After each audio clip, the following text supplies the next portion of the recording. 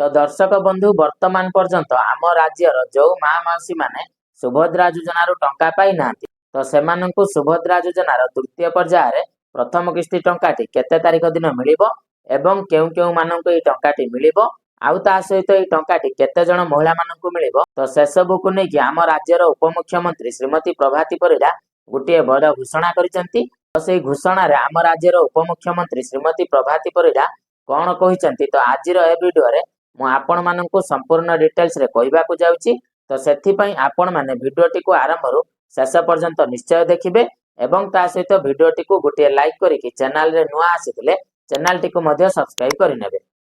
तबे दर्शक बंधु जेमिति कि आपण माने एठारे देखि पारुचंती जे आसंता 24 रे आसीबो सुभद्रा टंका अकाउंट को जीवो प्रथम किस्तीर तृतीय पर्याय टंका एही भली समुदाय पाखापाखि 60 लाख महिला मानकु एही सुभद्रा योजनार टंकाटी दिया जाय सारी। तबे वर्तमान सुभद्रा योजनार पाखापाखि 40 लाख रु अधिक महिला टंका पाइबा अपेक्षा अछंती। तो वर्तमान सेही बाकी महिला मानकु सुभद्रा योजनार टंकाटी नवेम्बर 24 रे मिलिबाकू जाउची। तो दर्शक बंधु एही नवेम्बर 24 रे केते जण महिला मानकु टंका मिलिबाकू जाउची तो चालंतु ता ऊपर टिके नजर पकाई नेबा।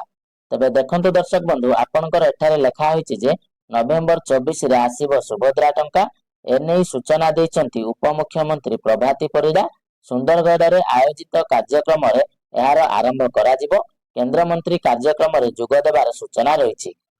माने आपण मानकर नवेम्बर मासर 24 तारिख रे आपण मानको सुभद्रा योजनार तृतीय पर्याय टंका दिया जिवो एवं एही टंकाटी आपण मानकर सुंदरगढ़ जिल्ला रे गुटे सभा कराजिबो एवं सेही सभारू आपण मानकर एही टंकाटी डीबीटी माध्यम रे आपनका अकाउंट को डायरेक्ट हस्तांतर कराजिबो एवं ता सहित एही सभा रे हमर केंद्र मंत्री मध्य जोग देबार कार्यक्रम रहिछि। तापर देखंतु आपण मानकर एठी लेखा जायछि एही पर्याय रे 20 लाख रु अधिक हिताधिकारी महिला को टंका मिलिबो सेमानक अकाउंट को सीधा सळक टंका जिवो किछि हिताधिकारी डॉक्यूमेंट समस्या थिबारु सेमानक अकाउंट को टंका जिबा विलंब होइथिला। माने वर्तमान आपण मानकर एही जो तृतीय पर्याय रे बा 24 तारिख रे सुभद्रा टंका प्रदान करा जिवो तो एही 24 तारिख रे केवल 20 लाख महिला को टंका मिलिबो आउ जो बाकी 20 लाख महिला रहिचंती सेमानक चतुर्थ पर्याय रे टंका मिलिबो आउ चतुर्थ पर्याय रे टंका आपण मानक डिसेंबर मास सुधा दिया जिवो बोली आगर मध्य श्रीमती प्रभाती परिडा सूचना देथिले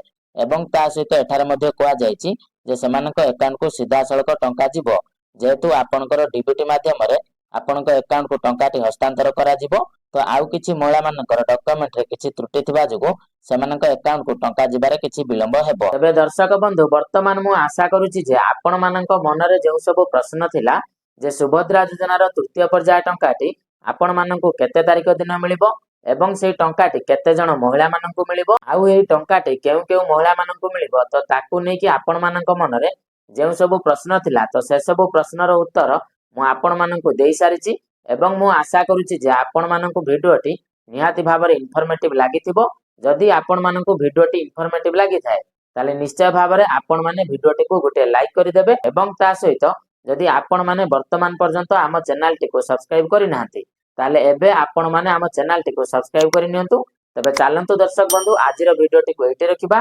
पुणी देखा हबो आपण मानक सहित आ गोटे नुआ भिडियो रे नुआ टॉपिक को नेकी। तो सेते पर्यंत आपण माने मते विदाय दियंतु रहुची। जय जगन्नाथ।